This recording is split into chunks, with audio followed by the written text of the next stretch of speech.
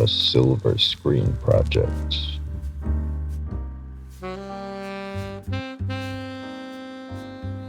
Welcome to the Silver Screen Project, where we look back at a series of films in anticipation of an exciting new cinema release. In preparation for Kenneth Branagh's new film, A Haunting in Venice, we've gone back to the start of his Poirot trilogy with Murder on the Orient Express. What did you think of Murder on the Orient Express? Yeah, it was pretty good. It's like a classic murder mystery. They kind of update it a little bit. I mean, I don't know the original story. I think it basically follows the thing. I think so. Update the characters. The cast are pretty good. I think they're probably the strongest part of it, really. Yeah. And it looks good. There's a couple of little actiony bits which you don't really expect from a Poirot film, but yeah, it was okay. I don't think it's meant for me, this film, but I had a pretty good time with it. What about you? Yeah, I enjoyed it. I mean, it's definitely made for Christina, because two things she loves are murder mysteries and films set on trains. So, no, I really liked it. It was better than I remember it being. I think, in the last couple of years, the sequel to this is going to tarnish my view on this a bit. Yeah, this is much better, isn't it? This is much better. And I was watching it, I was like,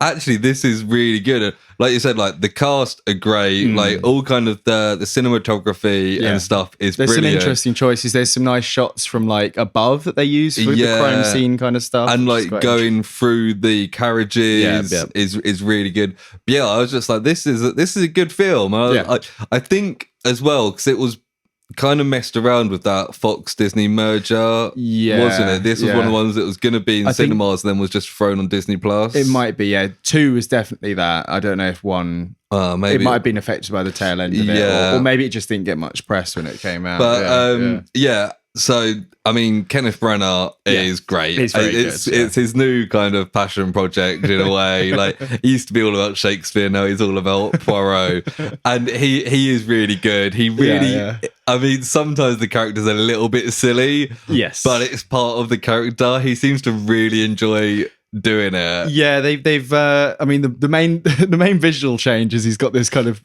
crazy moustache that is supposed to be, I guess it kind of ties in with his kind of obsessive personality and his OCD kind of thing. I've got something in trivia about the moustache as well. Right, okay, because they mention that up front, this kind of disorder or whatever that he's got, and they kind of use it as a way to explain his extra sensory detective skills. I feel like they lean into it quite hard in that opening scene, and then it doesn't really come up. And I feel like maybe I feel like that wasn't necessary. One of the main things I didn't like about that is basically saying, "Oh, he's a good detective because he's got OCD." It's a bit like the autism superpower thing, isn't it? And it's like, oh, come on, and like, it's also like, it's that he can see most OCD doesn't show itself like this as well. I don't think anyone's does. Like, he says that if things are out of balance, he can detect them immediately, and crime is always out of balance. And it's like, but crime isn't like the term crime isn't like a natural thing. So it's you're kind of putting your own belief system on this a little bit.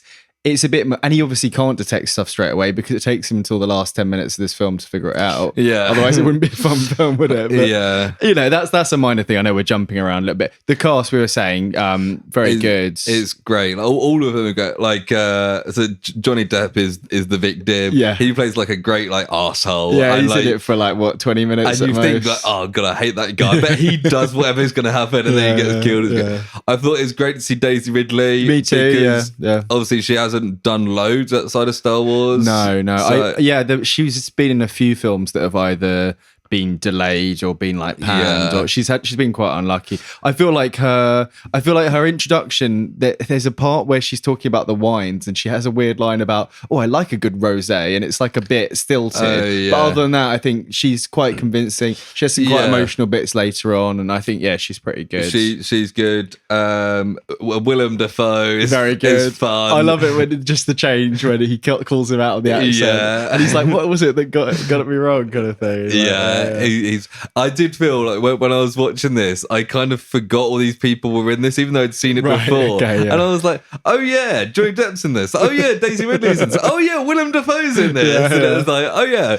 I think that's something that's got over the second one as well. There is a big cast in the second one, but it's just from memory. It's not quite as kind of well balanced. This one does really good things. Like when the murder first happens, Poirot says to the carriage, "Oh, there's been a murder," and the camera slowly moves down the carriage, and each character kind of has a line to say in character, and it means they each kind of get a bit to say, and you get to see their reaction. It's a bit like ham-fisted, but I quite enjoy that like introduction to each character. I agree. I think one of my gripes, as we're kind of jumping around later on, when it goes into the interviews and stuff, it kind of gets to a little bit of here's this character's chance to do a bit of a monologue. Here's this character, and there's a few of those in a row, and I was like, the pacing of those is generally quite good. There's 3 interviews that are interspersed, the less interesting ones. I think a lot of that works quite well. But there was a period in the middle of about half an hour, and I was like, okay, this Josh Gad does a little dramatic bit about his dad, and you know, I know that's kind of what this film is in a lot of ways. It's character pieces, and it's how they all and the way they connect is another thing we'll talk about a little bit later. But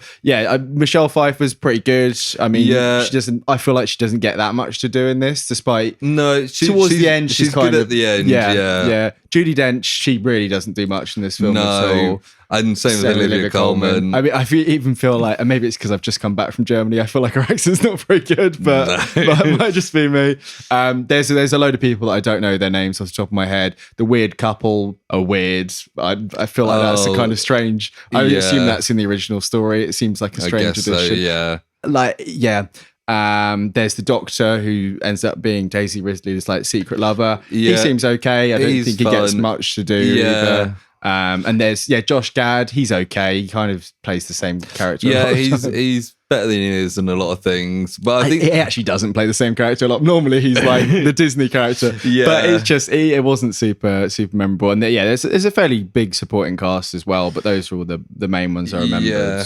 And there's the guy who plays Book. I think he's quite good. It's quite fun because he comes back for the second. Yeah, doesn't he? He's kind of just like, he's not the foil necessarily, but he's almost like the POV for us. Yeah, he's asking the right questions at the right time, and often works as basically like Poirot's assistant, because he knows he's not involved in the murder, so he can just he's outside of the carriage. It's good to have someone you know's not there who can then ask Poirot these questions to get him to talk about the case. I think obviously the main kind of thread through the film is this kidnapping and murder that Johnny Depp did, which I remember first time I watched this, I kind of overlooked it. It was more like, oh, it's interesting that all these characters are connected. Really? And then like watched it this time when you see the clues more and you know who did it at the end.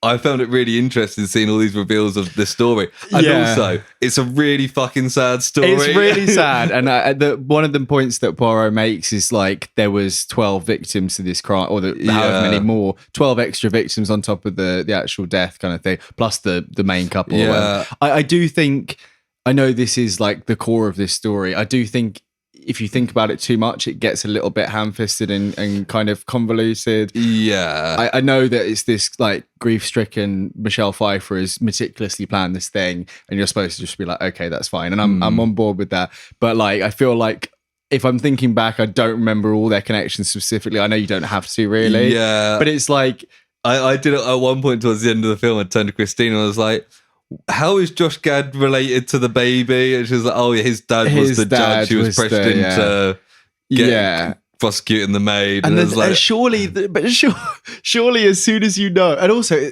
it was 12 stab wounds and there's 12 people that are connected. Yeah. But I guess maybe because one of them was the porter guy who was in the carriage, he wasn't immediately connected to it until right at the end. So they were like 11. His brain maybe didn't match up with the thing. I mean, it's a cool thing, and I think the fact they all did it is a very kind of this what makes this story famous, right? Yeah, I think it's a really fun thing because you watch through it and first time watching it because I didn't know the ending. No, me neither. It was like, oh, it could be that, but it does the classic murder mystery thing where it's and like the Poirot doesn't even really know. He is literally going like, it's got to be one of you, and then he's like, but, and he kind of you see the. And then when it's kind of the reveal that it's all of them is, I think the whole ending of this film is really good. Like they've got the Last Supper cinematography. And when he's talking through it, like the classic murder mystery bit where you get a couple extra little little black and white reveals. I think it's weird and kind of sad and fucked up that they all just like sat and watched a home movie of like the dead family to like really get themselves in the mood for this murder. I guess that's kind of the thing you do if you're doing a murder plot. But that whole shot and the acting is really good. Yeah, and that is, well, like we said, that's when Michelle Pfeiffer really kind of gets her time to shine. When she's revealed to be Linda Arden. It was also very coincidental that signed photo was a like silhouette and you couldn't tell who it was as well. There's lots of coincidences, but I guess that's just how this stuff kind of always is. I was thinking like that weird couple who, like, at one point, I think when I first watched it, I thought they were like an incestuous couple and they were hiding their romance or something. Yeah, because it's weird that like there's something that happens in that meeting where she's like, "Don't worry, he's figured it out already," and then they start like cradling each other, and it's like, but aren't you supposed to be married? I don't really understand what's going on. Yeah, it's that weird. The smudge letter thing is so silly. It's like, what the fuck were they doing there? Like, I guess in a way that's when they were the only ones who they were involved with it, weren't they? Yeah, of course. Yeah, but yeah, maybe she's the sister. That's one of the clues that was meant to be placed, like the thing in the locker. There was lots of red herring kind of situations. I think it's one of those things, like a lot of murder mysteries, is that like it's really fun for the ride. Yeah. When you stop and start picking it apart, it's like, oh, actually, this bit and this bit. Yeah, if you've got more than, most of the time a murder mystery will be maybe two people committing it together. This is 12, so it's going to be a bit messy, isn't it? Yeah, and exactly. I also think, like, to get it slightly into I mean, do you want to go some more good bits? Oh, yeah, one last thing that I kind of forgotten from when I watched it before is that there's some bits of this that are really funny. That just made me laugh. There was that one bit where when he's interviewing Josh Gad and he's talking about how he's stealing loads of money from Johnny Depp. He's like, oh, what's the English word with the chocolate bar? Fudge? Oh, yeah, you fudge the numbers. I was like, that's really funny. I remember that. Yeah. And it's all very intense as well. Like he's really in there. Does that want the word with the chocolate? There's a couple of comedic bits where it's just like, that's funny. Yeah. Into more negatives. The only main thing it really had was the whole framing of Poirot having OCD was a bit annoying. Like him treading in the poo twice and the eggs and stuff. And like that, actually did mention that opening mystery where he's with the priest rabbi and the imam. That's a good little intro. That's really fun. And it's the fact that it's not a murder, but it's him solving it. It's kind of showing that he's not always doing murder stuff. And those are just the serious cases that we see. But it introduces the character really well. It's a little bit logic. Sherlock, Robert Downey Jr. with the cane where he puts it in, like he knows he's gonna run into it. That's a little bit like, I was gonna say it's a bit like Sherlock because like, he saw the crack in the wall and that could only mean one thing: someone who wears boots. Who wears boots? The police chief. I just feel like the characterization it's at times is very Sherlock, and it's kind of just like, this guy's just really nosy and he just always wants to know other people's business. Yeah. I don't think he's always the most likable character, but I don't think he's really meant to be. No. There's a couple, like with Johnny Depp, when he offers, he's like, you need to like work for me or whatever. And he's like, nah, you're an arsehole. He's just like, he's very blunt and he's just, But yeah, the Armstrong thing, I thought the main story, I think the first time it's revealed, it's kind of like, what the hell is going on here? And then it kind of starts to loop in a little bit more. I don't really have too much problem with that. But I do think, like, talking about the planning thing again, it kind of both implies that it was meticulously planned, but then they also like all just made stuff up along the way, because there's bits where it like shows them all just like rummaging to do stuff, and it's like it's a miracle they managed to even pull it off in the first place with so many moving parts. But again, I think that's part of the whole thing. I feel like the ending where it's like, I can't, so I might need to get your opinion on this, but when he's like, I can't lie to the police, so you're gonna have to kill me. Was that an extra test to see if they were good people or not? Because it was she was going to kill herself instead. That's how I took it. If she had fired at him, then he would have called. He would then see her as a killer and wouldn't have any problem. And the whole thing is it supposed to be like the in a firing squad, everyone's got a blank bullet or whatever, so you all can go away from it, assuming you might have been the one who didn't shoot them. Is that the whole thing with the stabbing? Because they're not all killers, but surely like the first person who stabbed them would have actually been the killer. Well, yeah, I think. Or is it that he was already drugged so much that he was already drugged, so and it's like you don't know which one of the knives would have killed him because they're all kind of amateurs. I mean, they all wanted to have a go at it, all wanted to share it out, but none of them wanted to be the single definitive killer. And that's why Poirot couldn't use his powers to detect a killer because none of them were killers. But it's like, but you all are killers because you'll like that's. I think I had a bit of a disconnect there with that. I think they probably had the disconnect of like, yeah, we all want to take part in getting this guy, but they don't see themselves as a murderer kind of thing. I think the characters have that disconnect. I did get that, but I mean, it makes sense. They all kind of get to go free, but they're all kind of still feeling guilty. Yeah, which is kind of there's the part where they're kind of before he comes out and kind of says to them all like, oh, you know, I'm off, see you later. They're all kind of sitting there with their guilt, and it's like, oh, did they do the right thing and all that? I think it kind of works, but I feel like that the process of getting to that point confused me a little bit towards the end. But it is what it is. Fair enough. Do you have anything else? Or I've got some. No, trivia. I thought it was funny at the end when he's like, oh, there's been a murder on the bloody Nile. You've got to go do the next film, Poirot. Like, all right, and we'll get into that next week because it's a different murder. It's a different murder. It's not the same one. It's murder of the Nile, not death on the Nile. Yeah. They can't use murder twice in there. They should use murder in all of them just to make it a cohesive thing, because you see Haunting in Venice up in the lights, you're not going to know it's a Poirot film. So even if it's just like Kenneth Branagh's or Poirot in or something, I don't know. But I do quite like it that they're not ham-fisting, like when they did like Knives Out, a Glass Onion and Knives Out Mystery. I wasn't a fan of that. No, just Glass Onion. So a few bits true. I've got Kenneth Branagh insisted on the huge moustache. Because it was constantly described as notable in the books. I think he said there's 15 easable findable quotes in the book where his moustache is described as like magnificent. Okay. And also, the first film version of this in 1974 came out 2 years before Agatha Christie died. Right. With Albert Finney as Poirot, and he's got kind of a little teeny little moustache. Apparently Agatha Christie hated it because he had a tiny little moustache. So I think he was trying to be more book accurate by going really over the top. Into it. Yeah, fair enough. Okay.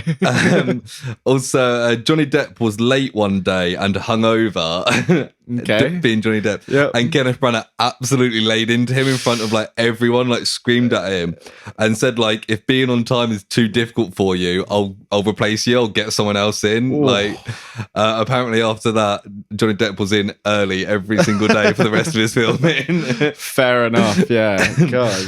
Yeah, I mean, imagine getting a dressing down in front of like your colleagues like that. I can imagine Kenneth Branagh could be quite, scary as well. Yeah.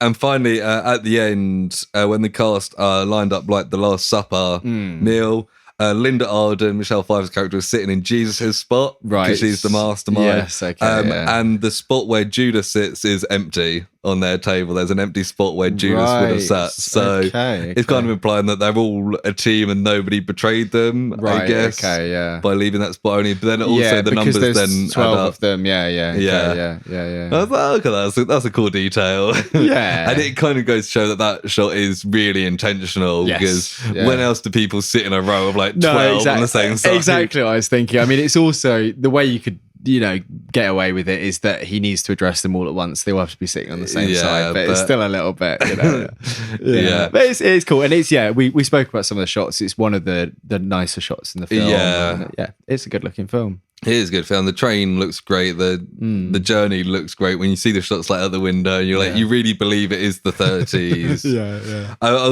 We didn't mention it, but like it really sets the scene with like what's going on in Europe in the 30s. Yeah. Where I think it talks about like Linda Arden's Jewish, a couple of others are Jewish, and Willem Dafoe's fake Austrian guys are really over the top, like Hitler supporter. Yeah. I like when it's revealed. Yeah, and he's like, sorry about the remarks. Like the first thing he says, like, sorry about that guy, just in character. So the last thing to ask is whether or not this got you more or less hyped for A Haunting in Venice, Project or Project No? Yeah, it did. Yeah, it was a good film, and it was nice to revisit it. Yeah, very fun time. What about you? Yeah, Project, definitely. I enjoyed this more than I thought I would, and I think this is a really fun interpretation of Poirot. It's just, he's got his flaws, but they all do, and it's just like, I like a good murder mystery, so why not have like the classic murder mystery? Yeah. So that is Murder on the Orient Express. We'll be back next time to do Death on the Nile, and then we'll go see A Haunting in Venice. Yeah, we will. Which we very nearly accurately guessed what the title would be. We did, yeah. Killing in Venice, I think we came up with, didn't we? Something like that. But so not bad. I saw a trailer. It looks a bit spooky. Yeah, spooky. I think it's a bit of a ghostly time. It's called A Haunting in Venice. So you would hope it'd be a little bit spooky. Maybe it's like a Scooby-Doo mystery where it's like a monster I genuinely pull think off the it might be like that. Yeah, because I feel like the trailer has like a figure behind him, and he's like, oh, and it's not there. That'd be great. Just do a Scooby-Doo. Scooby-Doo. Yeah. But yes, thank you for listening. Yeah, if you want to check out more stuff like this, we got the Project on the same podcast channel. Goodbye. Bye.